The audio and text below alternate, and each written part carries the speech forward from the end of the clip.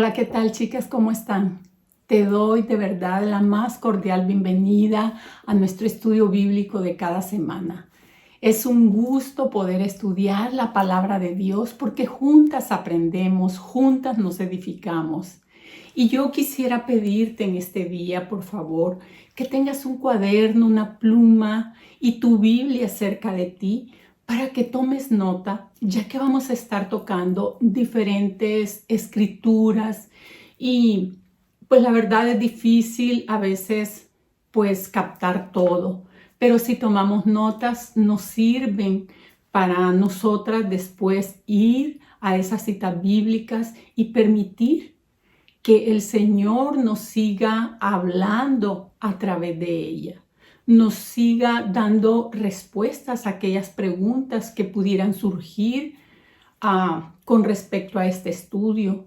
Y también sirve para que puedas compartir con el resto del grupo que nos reunimos por Zoom. Así que te voy a hacer esa pequeña y gran recomendación para que todas aprovechemos el tiempo de la misma manera. Y pues seguimos estudiando la serie que se llama ¿Qué dice la Biblia? Y hoy veremos qué dice acerca de la idolatría. La razón por la que vamos a la Biblia es porque nosotros creemos que la Biblia es la palabra de Dios, que la Biblia tiene autoridad en nuestra vida, ya que creemos en Dios y que lo que en ella dice sirve para guiarnos, sirve para corregirnos en aquellas cosas que hay que corregir en nuestra vida para que nosotros podamos reflejar a aquel en quien decimos que creemos. Y tenemos por costumbre leer una cita bíblica que reafirma que la palabra de Dios es verdad. Y hoy leeremos Salmo 19:7 para reafirmar esa verdad. Acompáñame a leer. Dice, las enseñanzas del Señor son perfectas, reavivan el alma. Los decretos del Señor son confiables, hacen sabio al sencillo. Es decir, que las enseñanzas del Señor confortan, nos animan para hacer aquellos cambios en nuestra vida. Y sus leyes, sus prescripciones o disposiciones son confiables porque Él es Dios. Y sirve cuando nosotros prestamos atención a la palabra. Hacen sabio al sencillo, dice lo que acabamos de leer. Así que con esa confianza depositada en que la palabra de Dios es verdad y que es útil para nuestra vida, te pido que pongamos este tiempo en manos del Señor para que sea Él quien hable a nuestra vida. Vamos a orar. Amado Dios, este día queremos poner este tiempo delante de ti, porque verdaderamente necesitamos que los ojos de nuestro entendimiento sean abiertos, Dios, para poder ver en nuestro interior todas aquellas cosas que pudieran representar un ídolo en nuestro corazón y eso te ofenda a ti. Ayúdanos, Señor, por tu gracia. Ayúdanos a hacer que podamos ser transformadas en nuestra vida.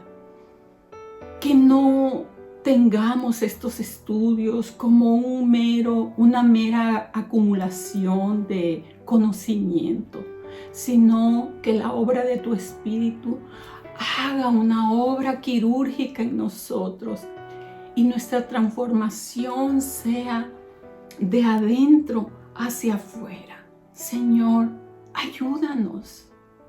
Te necesitamos. Necesitamos que estas verdades de tu palabra hagan ese cambio en nuestra vida. porque solo de esa manera verdaderamente podremos parecernos a ese diseño original. Y te lo pedimos a ti, mi Dios, porque tú nos creaste, porque tú nos hiciste a tu imagen y semejanza.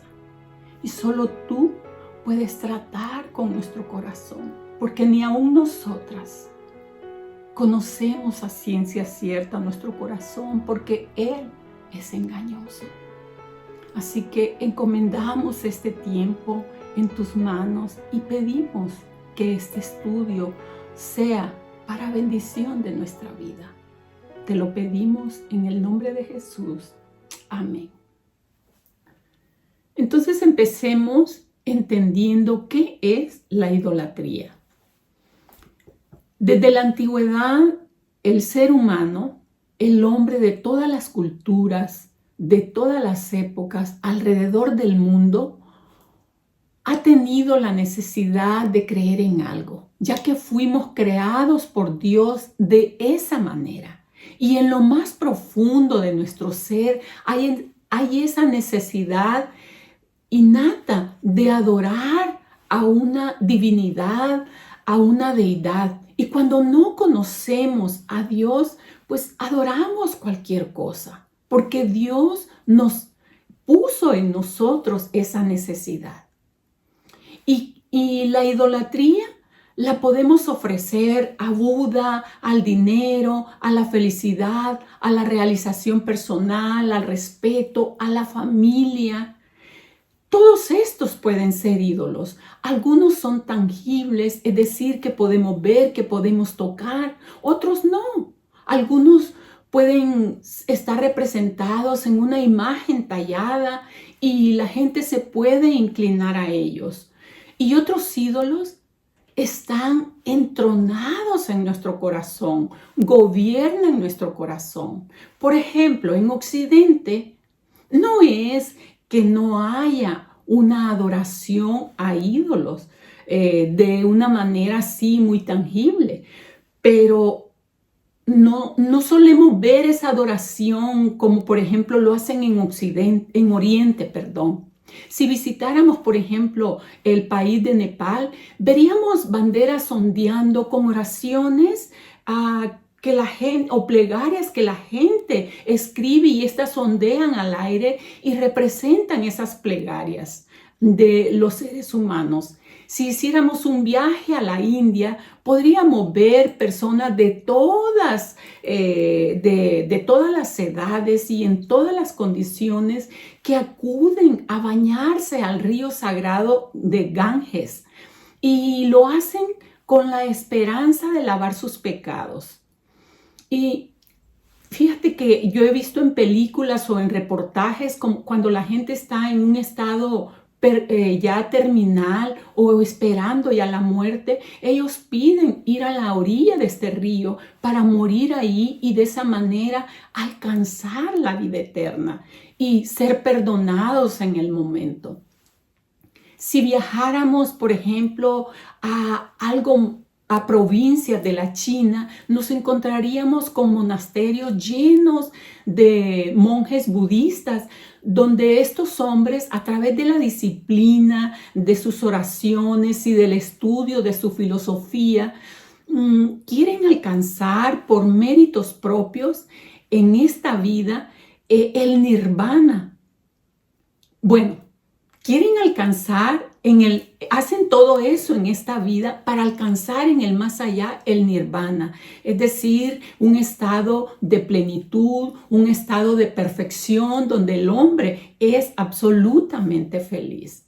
En otros lugares, por ejemplo, en Asia, podemos encontrar personas que practican el taoísmo, que esto incluye la práctica de adoración a los antepasados. Seguramente tú has visto en películas como, en esas películas orientales, como cuando muere una persona y cada año vienen y le ponen ofrendas de comidas y le adoran y le rezan porque creen que esa persona viene a visitarles y comparte con ellos ese banquete.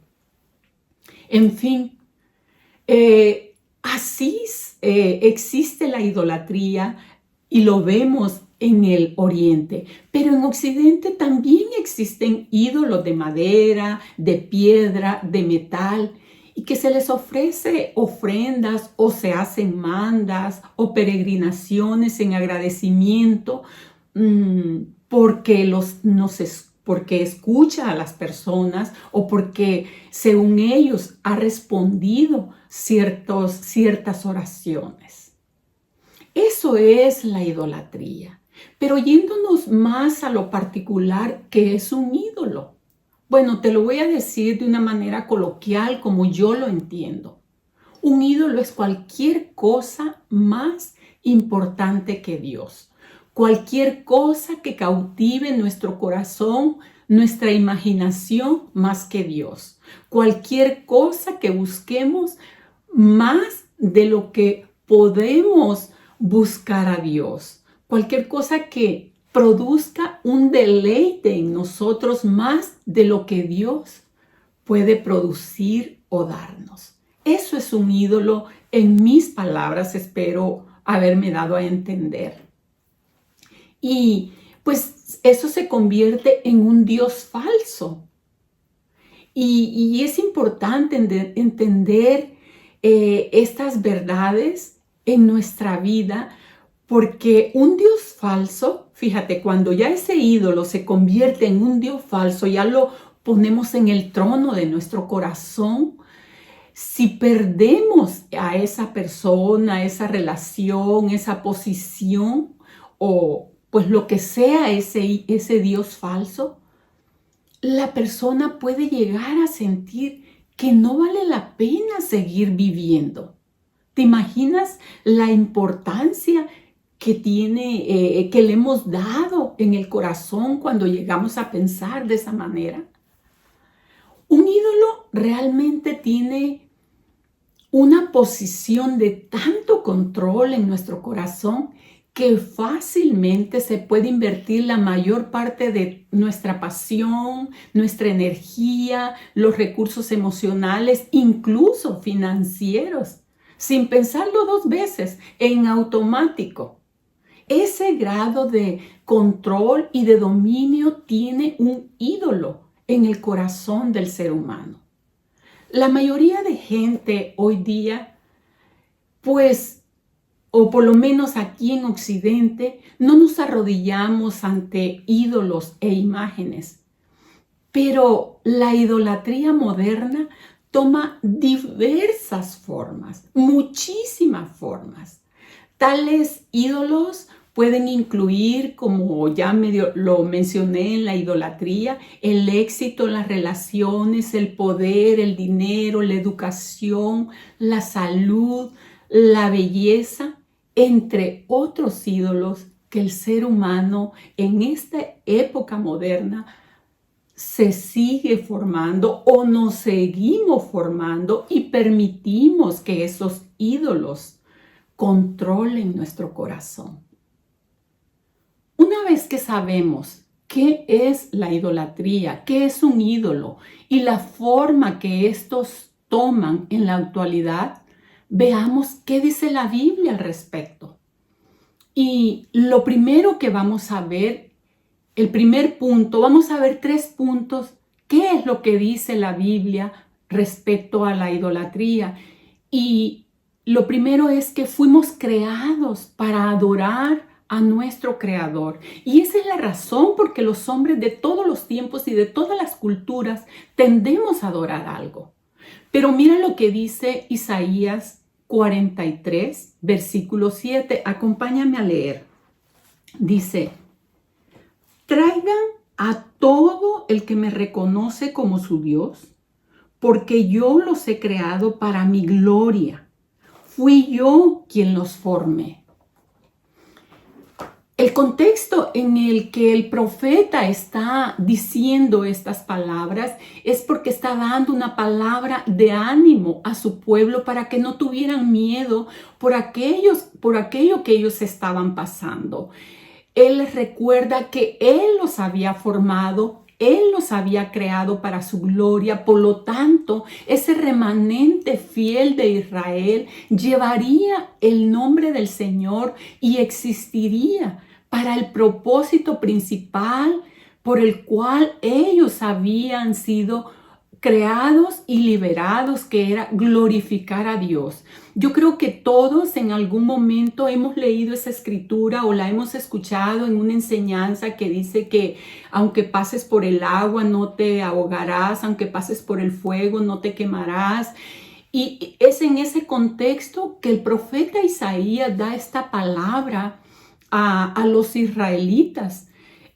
Porque de repente cuando ellos estaban pasando por esas situaciones, como que quizás se les olvidaba quién los había liberado, quién los había escogido, y era necesario la voz de Dios por medio de un profeta recordarles que ellos eran ese remanente fiel y que llevarían el nombre del Señor y que seguirían existiendo. Ahora vamos a Primera de Corintios 10:31 y veamos qué dice el Nuevo Testamento respecto a eso, que fuimos creados para adorar a nuestro Creador.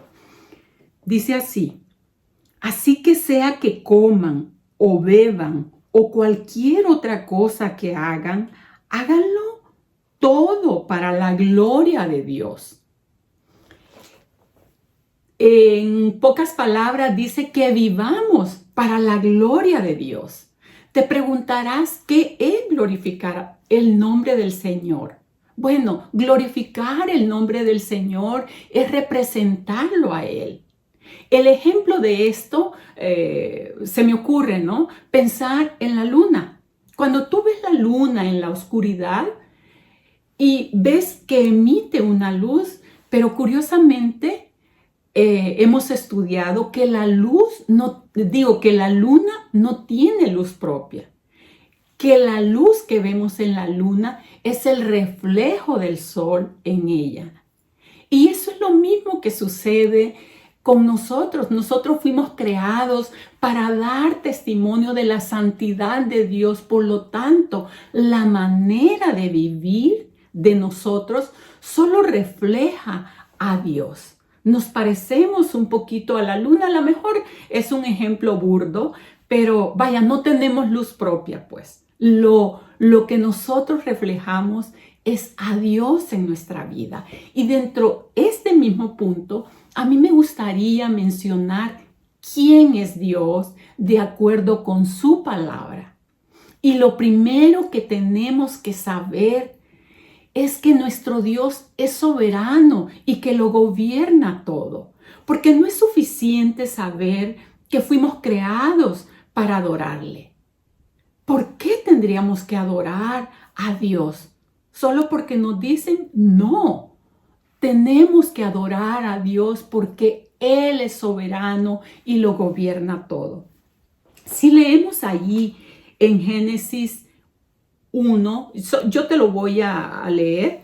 Si leemos en Génesis 1:1, dice que en el principio Dios creó los cielos y la tierra. Él creó todo.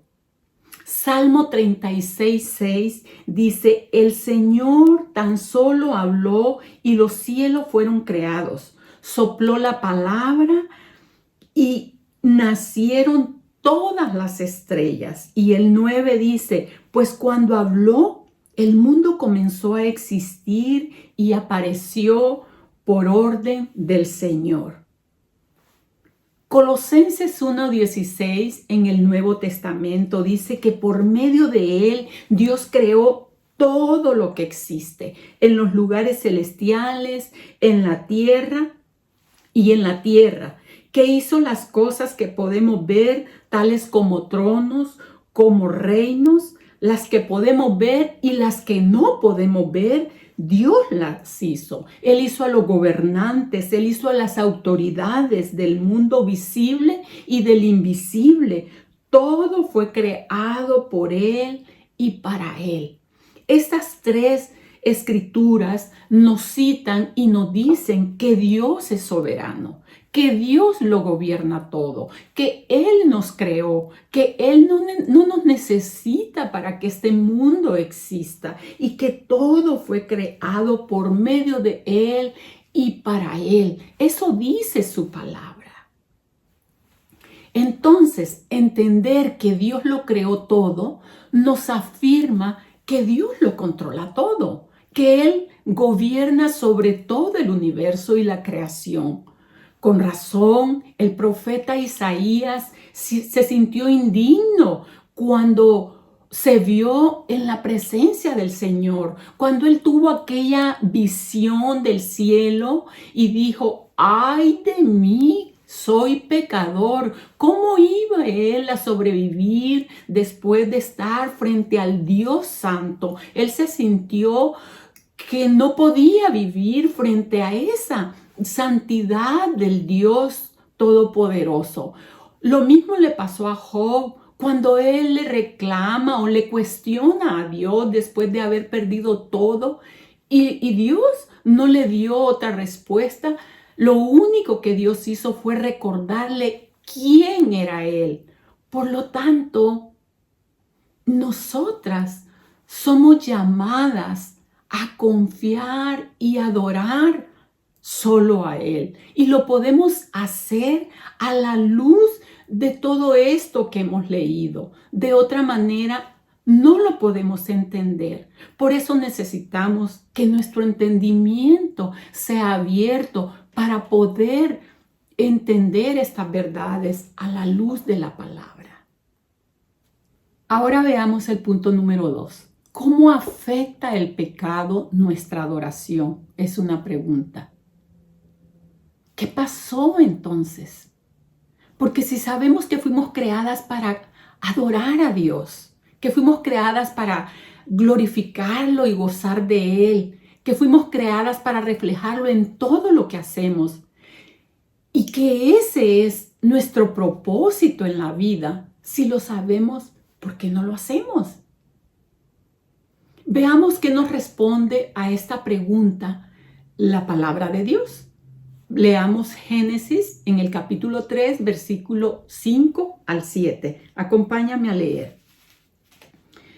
Dice, ahí es el diálogo que estaba teniendo a Satanás por medio de la serpiente con Eva. Y pues aquí es donde lo que vamos a leer. Dios sabe que en cuanto coman del fruto se les abrirán los ojos y serán como Dios con el conocimiento del bien y del mal.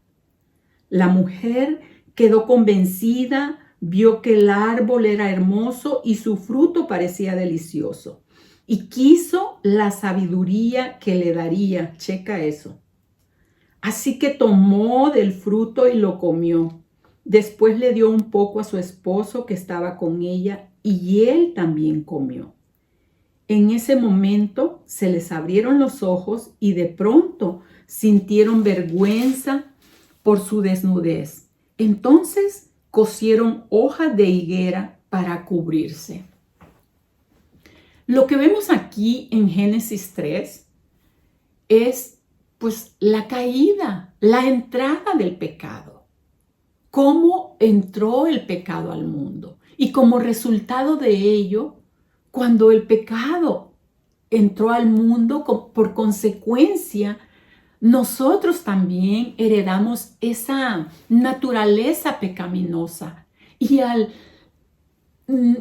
tener ese pecado incrustado en nosotros, no damos la gloria que le corresponde a Dios. Y por supuesto, no gozamos de conocerlo y que Él nos conozca. Esta pareja originalmente tenían una comunión con Dios, no se escondían de Dios, pero después de eso se avergonzaron, dice, porque estaban desnudos y procedieron a hacer una vestimenta porque se sentían desnudos delante de Dios. El hombre originalmente reflejaba la imagen de Dios. Su deseo era servir a Dios, era deleitarse en Él, porque estaba centrado en Dios y no en sí mismo. Pero cuando el hombre pecó por primera vez, todo cambió. Todo cambió.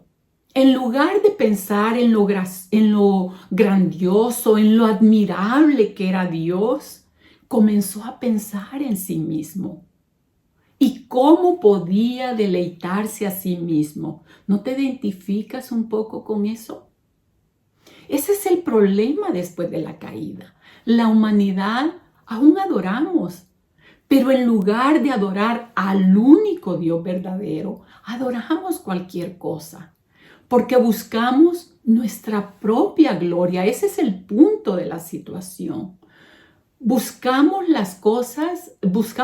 en las cosas que nos harán felices, que nos harán plenas, que nos harán sentirnos realizadas. Buscamos dioses sustitutos y le damos la honra que solo Dios merece. Ese es el pecado que nosotros cometemos, pero es a causa de esa naturaleza pecaminosa que aún reside en nosotros y batallamos con ella. Eso dice en Génesis, pero vayamos a Romanos 1 y vamos a leer del versículo 18 al versículo 25 y veamos cómo nos relata esa historia. ¿Qué nos relata aquí Pablo? Acompáñame a leer.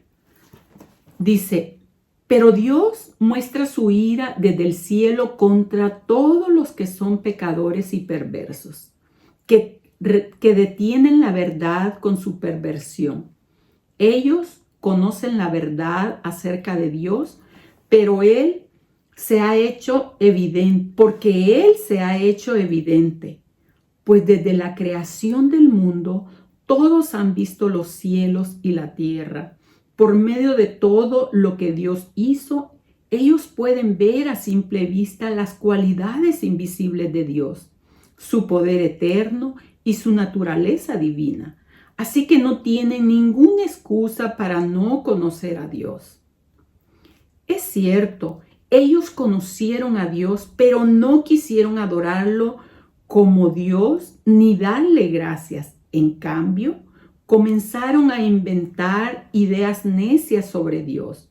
Como resultado, la mente les quedó en oscuridad y confusión. Afirmaban ser sabios, pero se convirtieron en completos necios. Y en lugar de adorar al Dios inmortal y glorioso, rindieron culto a ídolos que ellos mismos se hicieron con forma de simples mortales, de aves, de animales de 4 patas y de reptiles. Entonces Dios los abandonó para que hicieran todas las cosas vergonzosas que deseaban en su corazón. Como resultado, usaron sus cuerpos para hacerse cosas viles y degradantes entre sí. Cambiaron la verdad acerca de Dios por una mentira y así rindieron culto y sirvieron a las cosas que Dios creó, pero no al Creador mismo, quien es digno de eterna alabanza. Amén, dice Pablo. Es un poco la historia que sucedió allá en el Edén. Cambiaron la verdad de Dios por una mentira y se hicieron dioses a su medida. Este pasaje es muy claro y se explica por sí solo y nos ayuda a comprender por qué no podemos adorar al único Dios verdadero. La idolatría es un pecado con lo que batallamos frecuentemente desde que el hombre existe y consiste en ese aspecto del ser humano que no quiere depender de Dios y en su rebeldía se pone en contra de lo que Dios ha dicho porque desea la independencia. En pocas palabras le decimos a Dios: yo sé lo que tengo que hacer, no te metas en mi vida. Y me refiero que eso es soberbia. Y esa soberbia está dentro de nosotros y en nuestro día a día, en medio de todos los problemas o diferentes situaciones y circunstancias que se nos presentan, decidimos confiar en otras cosas o en aquello que vemos, porque no creemos en ese Dios de las Escrituras que no podemos ver. Por eso la importancia de reconocer que la palabra de Dios, la Biblia, es la verdad, son las palabras de Dios y tienen autoridad en nuestra vida. Pero si no creemos en eso, no podremos creer en ese Dios de las Escrituras. Y seguiremos con esa inclinación natural que se llama incredulidad.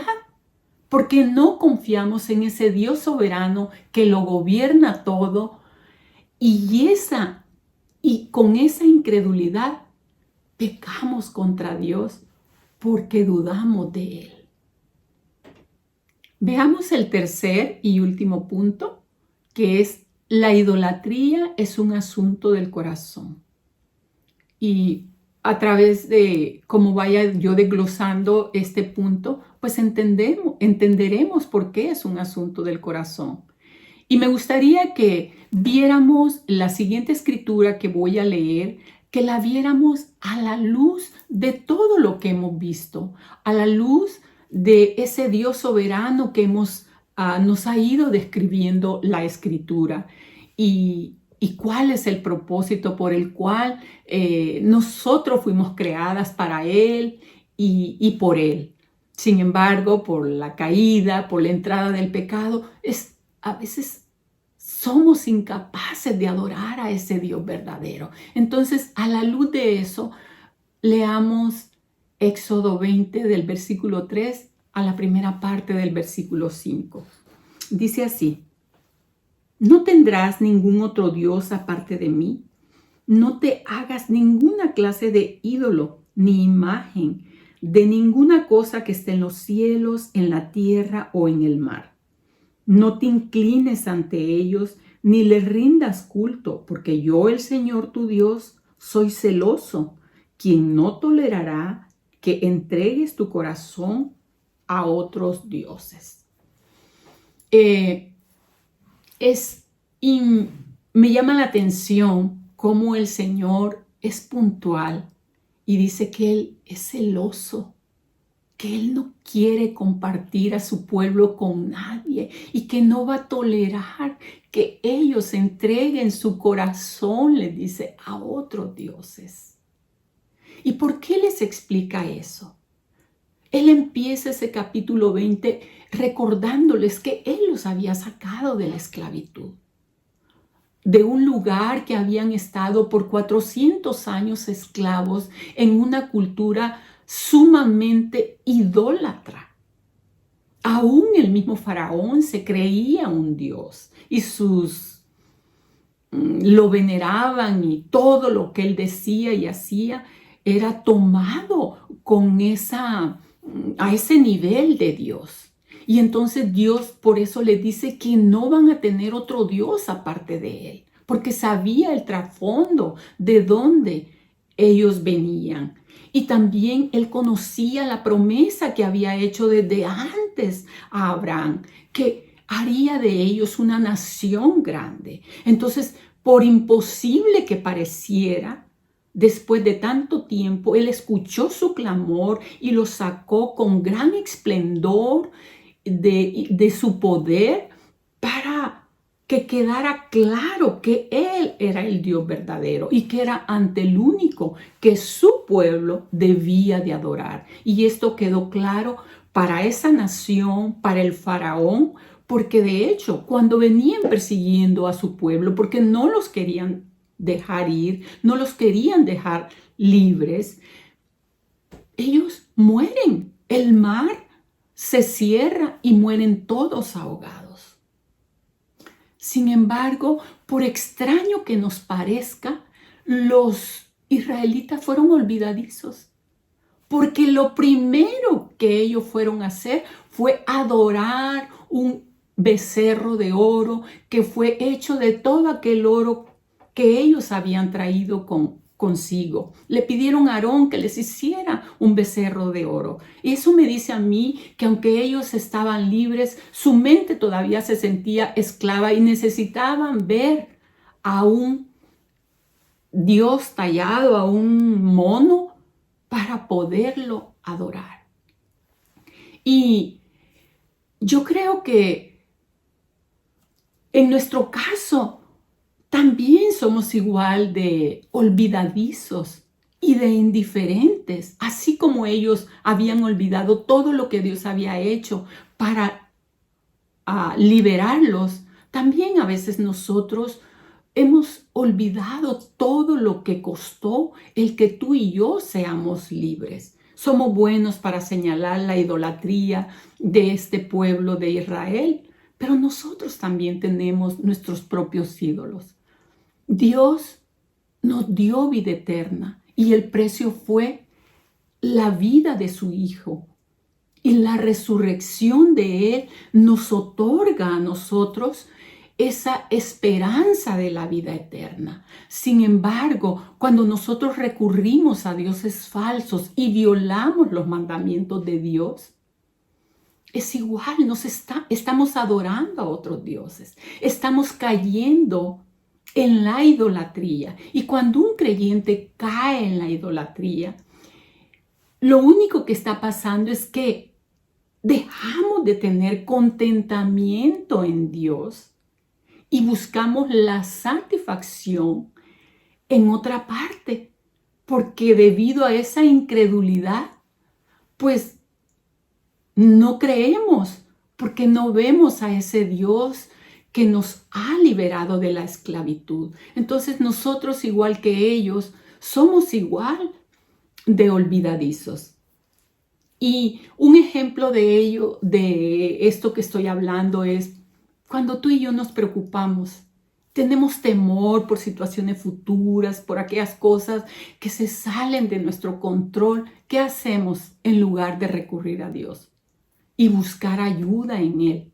A menudo nos inclinamos ante el ídolo del control, tratando de manejar todo a lo que le tememos para que nada se salga del control.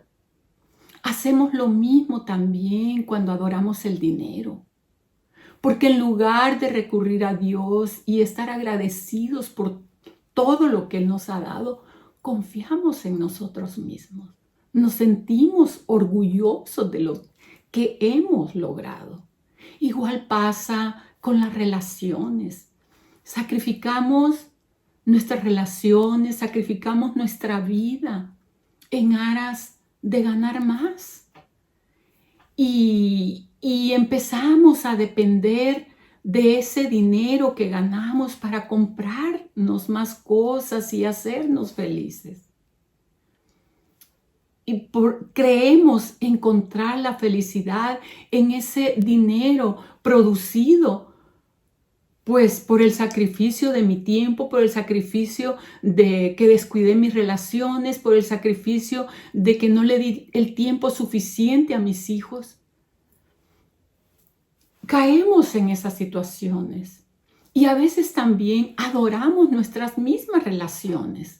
Esas relaciones que tenemos, que son muy agradables, cuando significan demasiado para nosotros, tendemos a manipular esas relaciones para que nos den lo que creemos que necesitamos, porque empezamos a depender de esas relaciones para dar y recibir afecto. Cuando eso tenemos que ir a Dios para darle nuestro afecto y para recibir el afecto de Él. Y con esto no estoy diciendo que no tenemos que tener amistades, que no tenemos que trabajar y ser responsables, que no tenemos que, pues, confiar en las personas, que no tenemos que preocuparnos cuando hay cosas que nos afligen. Yo no estoy diciendo eso. Estoy hablando de las cosas que se anidan en nuestro corazón. Te voy a pedir que me acompañes a leer Ezequiel 14:3. Dice: Hijo Hijo de hombre, estos líderes han levantado ídolos en su corazón y se han entregado a cosas que los harán caer en pecado. Porque, ¿por qué habría de escuchar sus peticiones? Nos está hablando que los líderes que dirigían al pueblo habían levantado ídolos en su propio corazón. Y es importante que nosotros sepamos a qué se refiere la Biblia cuando habla del corazón del hombre. Es importante porque este término no se está refiriendo al órgano que nos late aquí en el pecho y que nos mantiene con vida. No, no se está refiriendo a eso. La Biblia usa este término, corazón, para referirse a nuestro ser interior, a quienes realmente somos como personas, a nuestra identidad y quienes realmente somos. A eso se refiere Dios cuando habla del corazón. Ese ser interno incluye nuestros pensamientos, incluye nuestros deseos, nuestros sentimientos, nuestra personalidad, nuestros motivos e intenciones y las decisiones que tomamos. A eso se refiere cuando la Biblia habla de corazón. Y por eso Proverbios 4:23, acompáñame y mira lo que dice. Sobre todas las cosas, cuida tu corazón, porque este determina el rumbo de tu vida. Es decir, que lo que adoramos, lo adoramos en nuestro corazón. Nuestro corazón es propenso al pecado, porque ahí residen los motivos, las intenciones, y debido a eso tomamos decisiones. Nuestro corazón es engañoso y esa es la razón por la cual todas las personas necesitamos un nuevo corazón. Y ese nuevo corazón solo lo puede dar Dios.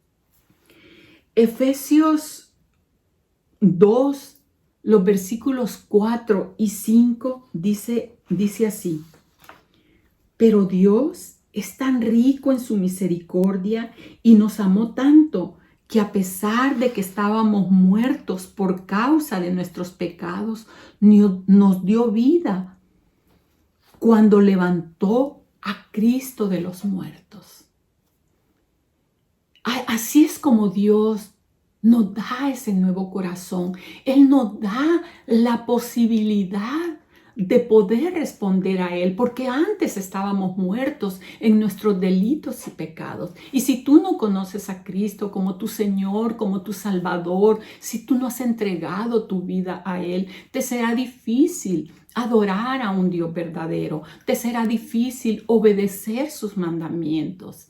Es necesario que tu espíritu, como dice la palabra, cobre vida, porque Dios es rico en misericordia, dice, y nos amó a pesar del estado en que estábamos.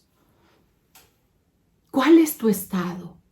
Dios es rico en misericordia y Él te puede dar un nuevo corazón y puede hacerte su hija si tú le entregas tu vida y dejas que Él gobierne tu vida. Es importante que sepamos que por mucho que busquemos la felicidad, volviendo a nuestro tema de la idolatría, en los ídolos que perseguimos nunca podrán darnos la alegría que encontraremos en Cristo. Es por eso que te hago la invitación que le entregues tu vida a Cristo. Porque si tú estás escuchando este video o estás viendo este video, más bien dicho, es porque Dios te está buscando. Algunas personas dicen que tenemos un vacío que tiene forma de Dios en nuestro corazón y que nadie podrá llenar ese espacio, solo Dios mismo. ¿Cuál es tu vacío? ¿Cuál es mi vacío? Pregúntate y examina tu corazón si ese vacío tiene forma de Dios. Después de haber estudiado pues todo lo que hemos estudiado este día, nos debe de quedar claro que todo lo que compite con Dios en nuestra vida y toma su lugar en nuestro corazón es un ídolo.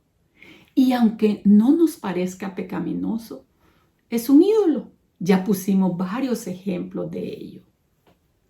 Finalmente, me gustaría que podamos admitir que es necesario volver nuestro corazón a Dios, que es necesario poner nuestra confianza en Él. Y me gustaría invitarte que leyéramos el Salmo 115. Vamos a leer del versículo 1 al versículo 11. Dice: no a nosotros, oh Señor, no a nosotros, sino a tu nombre le corresponde toda la gloria. Por tu amor inagotable y tu fidelidad. ¿Por qué dejar que las naciones digan: ¿dónde está el Dios de Israel? Nuestro Dios está en los cielos y hace lo que le place. Los ídolos de ellos no son más que objetos de plata y oro. Manos humanas le dieron forma. Tienen boca, pero no pueden hablar. Tienen ojos, pero no pueden ver. Tienen oídos, pero no pueden oír.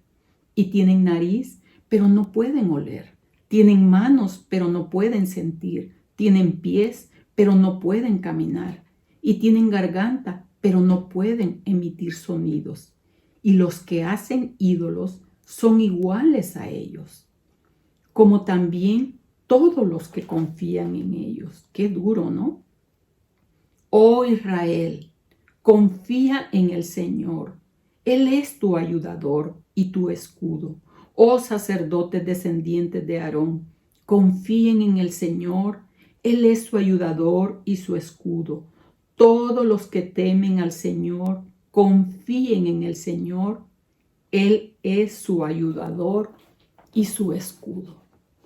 Sin duda alguna, después de leer esta porción de la Biblia, entendemos que el antídoto para dejar de fabricar ídolos en nuestro corazón es confiar en el Dios verdadero y darle a Él la gloria para reflejar la luz para reflejar su luz por medio de nuestra vida. Yo espero que después de este estudio nos haya quedado claro qué es la idolatría, qué son los ídolos y qué forma tienen en nuestros tiempos modernos. Mucho que pensar, ¿verdad?